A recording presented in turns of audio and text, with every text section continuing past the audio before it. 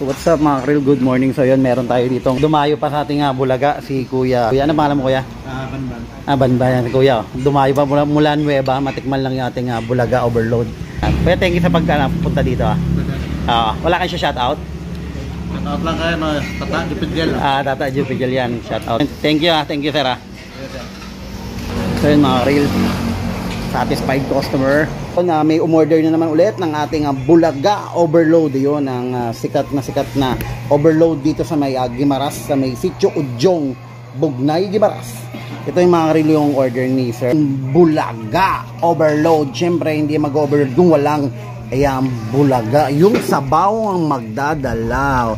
Imagine mga Krill, yan ang lambot at ang sarap. Yun wow mga Krill, yan na.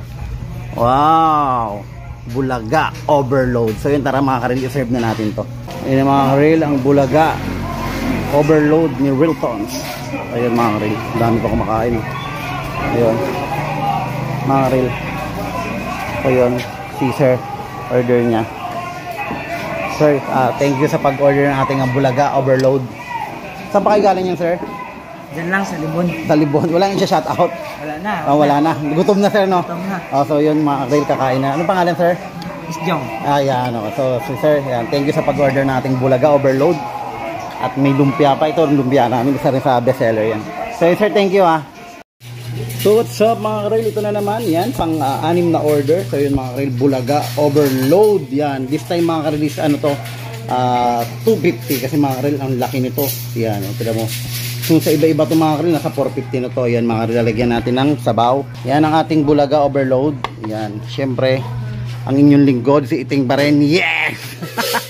Bulaga overload. Yan, ano to family size na to mga Krill.